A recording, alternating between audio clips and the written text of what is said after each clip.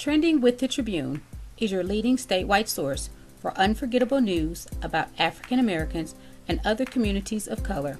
We are a quarter of a century old and serve the areas of Knoxville, Jackson, Chattanooga, and Memphis.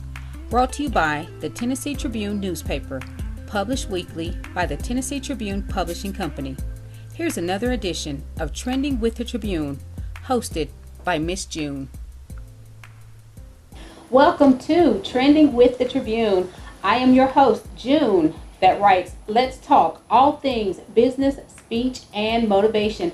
And as you know, it is an exciting time for the state of Tennessee because a major election is in process.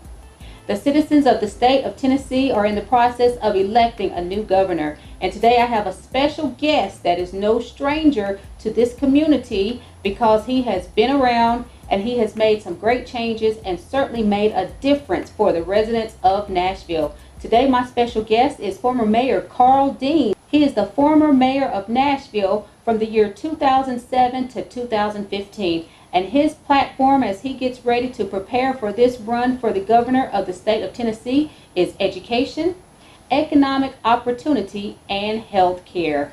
Sir, welcome to Trending with the Tribune. It's great to be with you. Thank you. Awesome. Well, you are no stranger to the community because you have done some great things and you're a very familiar face, and we're glad to have you today. Well, it's always a pleasure to be here. Okay. Well, of course, let's just get into education. In 2016-2017, Nashville had a pretty bad position and a really bad ranking in regards to test scores. I understand that they were in the low 5%. And as governor, how do you propose fixing those numbers for the state? Well, I think one of the things that Tennessee has done right in the area of education is that we have sort of increased or raised our expectations for students, and I think that's important. That we want our students to be college ready, we want them to be ready for careers, and that's the right approach. But I think we need clearly to do more work in the area of education.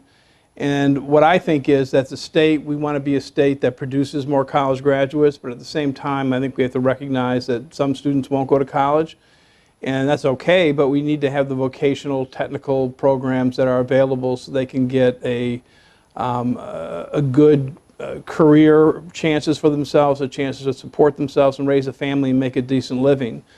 I think we need to do a lot more with literacy. Statewide, that it's vitally important that kids learn to read before 3, and reading is sort of the fundamentals to everything you're going to do in life, and so we got to get that right. I think we need to be very supportive of our teachers. We need to pay them better. I think that everyone would agree that what good happens in the classroom, the magic happens when you have a great teacher. And so if you're going to have great teachers, you got to attract them and then retain them, and that requires paying them a fair salary. Just from traveling the state, I can tell you in Memphis, I've heard from the folks doing STEM, the math and science programs, that their biggest challenge is keeping teachers. They lose them to the private sector. You can talk to rural districts, small towns, where they lose teachers to other districts within Tennessee. We lose teachers to Georgia. We got to keep the best, and I think that's absolutely essential. Okay, now I understand that as the mayor of Nashville, that some great things were happening in the schools, such as graduation. The graduation rates were up, and the dropout rates were very low. So how will you carry that good track record to the state? Well, I think one of the things I was very interested in was school attendance and fighting truancy. Nothing good happens when a young person is not in school. I mean, that's where they're not going to be learning, they're not going to be staying up with their peers. And so what we did in Nashville is we created a truancy center where you brought together basically the schools, police, the court, in sort of a non-confrontational atmosphere to try to figure out what the problem was if a student wasn't coming to school. And I think it's really important that we let students know that we care that when they're not there, that concerns us. I spent a lot of my life as a public defender. I did a lot of juvenile work. And I had lots of clients who would leave school 12, 13, 14. Nothing was really done, and that's a tragic situation. So I think encouraging attendance is vital. In terms of increasing graduation rates, I mean, I think it's just keeping education as a top priority for the state, looking at areas of the state where there are disparities in funding and trying to correct that. I think we also need to, again, focus on literacy. And I think we need to have programs such as pre-K around the state and after-school programming. That way, I think the learning continues a little bit longer, and it also prepares kids to succeed if they start in pre-K. I think pre-K programs make a lot of sense, and having after-school programs, a safe place for kids to go after school, perhaps learn, perhaps get cultural enrichment, athletics, whatever, that's important too. Okay, now I've heard some of the points. I know you have 4 points in regards to education. What about the better resources for teachers? We've heard about the before and after school. Right. You did mention the teacher pay. Right. But what about better resources for teachers? Yeah, I think you probably will find disparities around the state and what resources are available to teachers. I mean, I frequently hear in all parts of the state where teachers are bringing their own resources, are buying their own supplies and bringing them into the classroom. And, you know, that's to be commended, but I think we ought to be in a position where we can make sure the teachers have the supplies and the resources they need. You know, some districts have less money than others.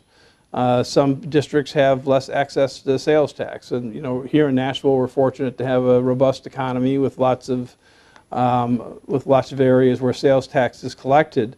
But we need to be looking out for the entire state to make sure that all areas are providing quality education. Okay. Now, there are some surplus dollars, as they call them, floating around the state of Tennessee. Right. And I understand the former governor, he was opposed to using that funding for public schools. What is your position on accessing some of those surplus dollars and perhaps using them for education? Well, you know, the surplus the state has, or the rainy day fund that the state has, I think is really critical. And it's important that we maintain a healthy rainy day fund because as a state, we're very dependent on sales tax. So if the economy should slow down, we're going to feel it almost immediately in sales tax revenue collection because once people lose jobs or if their incomes go down, the first thing you stop doing is buying things. You stop buying clothes, you stop buying washing machines or whatever. And so it's important that we realize that the business cycle will continue and there will be dips in the economy, and we want to be able to weather those without having to go through extreme cuts in the budget. I think there are times when it's appropriate to look at surplus funds if we have a good balance in the rainy day fund to see if there are certain things we need to do on sort of a non-recurring expense. And I would look at that on a case-by-case basis. It just depends where we are and where the economy is. Okay. Well, here's a place that we are that's going to land us at immigration reform. A little while back, there was a vote in the Tennessee House, 64-23, to ban Nashville in particular in regards to being a sanctuary city. What is your position on immigration reform? Well, I think you have a couple factors going on. The first thing is, I mean, really the issue of immigration is a federal issue. And one of the great frustrations I think most Americans share is the inability of Congress to actually do immigration reform. You know, President George W. Bush worked on it, President Obama worked on it, and Congress has not been able to agree on a way to move forward. And so lots of these issues then come back to the states. You know, I thought the bill that passed sort of dealing with sanctuary cities was unfortunate. There are no sanctuary cities in Tennessee. And so I think that bill was an effort to solve a problem that doesn't exist, and by doing that, it's sort of created a problem. People in Nashville should feel like they can go to the police when there's a crime occurs or they're witnesses and feel that they're going to be treated fairly and they should be able to report crimes. I think that's essential for public safety. But, you know, I don't think that bill moved the ball forward at all. I mean, I think we really need the federal government to step up and do their job. I agree with that. Do the job. Now let's take a look at the opioid crisis. Of course, Tennessee is no different than any other state, and this opioid abuse is affecting the state as well. But I noticed that you're one of the few that has actually mentioned punishing the people that are on the streets reselling the drugs. I would like to get your elaborate on that, and also a little bit about this budget that has been allocated, maybe 25 to 30 million, Right. that focuses on treatment and rehabilitation. What is your position on getting that under control in Tennessee? Yeah, I think we need to be doing four things at least, and doing them simultaneously. One is, I think there needs to be a real strong public education campaign for all ages, telling people about the dangers of the abuse of opioid narcotics. I don't think that everybody gets it yet, what a danger they can be. And I think a public education campaign, sort of what was done with, again, smoking or drunk driving, would be a good thing to do. I think it's important that we get a handle on people overprescribed, doctors overprescribing medications and making those available to people. The legislature took some positive steps in that direction this year, and we'll see how that goes, but that's something we got to keep our eye on. I also think that treatment, we're not going to incarcerate ourselves out of this crisis. We're going to have to find treatment for folks. And Tennessee started a little bit behind the eight ball on this, because we have not had adequate treatment facilities in the state. And now there's this incredible need, and we need to find ways where we can increase the amount of treatment available. I think the governor's budget, where he did put more treatment dollars into it, is a good thing, but I think that's just a start. I just give you an example. We have here in Nashville a place called Renewal House, where they deal with women who have been addicted, with children, or who are pregnant. And there's a long waiting list to get in. I mean, there are more people than there are treatment facilities available, and I think we have to deal with that. And then the other thing is law enforcement. There are clearly people who are making money illegally by selling these drugs, and they have caused untold suffering, and they're committing a criminal act, and I think we should do all that we can to crack down on that. Okay. Now, in the state of Tennessee, roughly there have been over 10 hospitals that have closed. Right. And so now we're leading into healthcare and healthcare reform. Could you share your vision about healthcare reform for the state of Tennessee? Yeah, well, I think the state made an enormous mistake, the state legislature did, when it didn't pass the Medicaid expansion. The state has lost over $4 billion as a result of that decision. And we've seen thousands of people go without insurance and without quality access to health care. And we've also seen 10 hospitals close in our state. And those have closed mainly in rural and small towns. There are hospitals in big cities that are struggling as a result of this too. But when a hospital closes, it's usually one of the big employers. It means that your access to health care is going to be 30, 45 minutes away now. And it makes it much more difficult to attract people to live in your town, and makes it much more difficult to attract business. So it really has a detrimental effect. I think we need to do the Medicaid expansion. I think we need to look for creative ways how Tennessee can get its fair share of Medicaid dollars.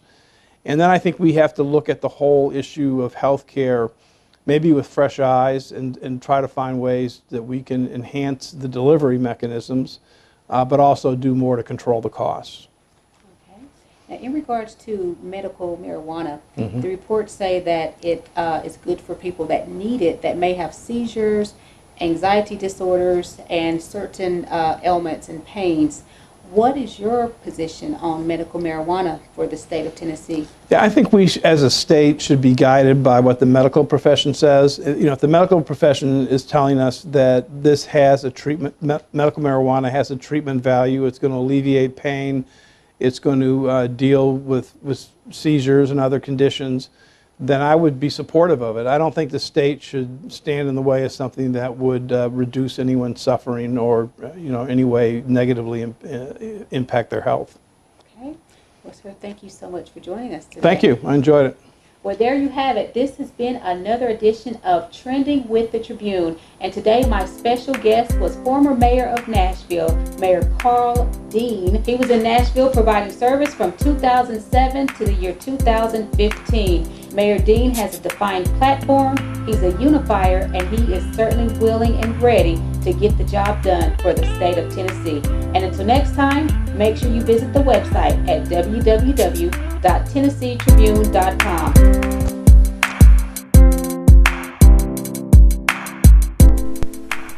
Thank you for joining us for this edition of Trending with the Tribune. To be a guest or advertise, please send your email to sales1501@gmail.com.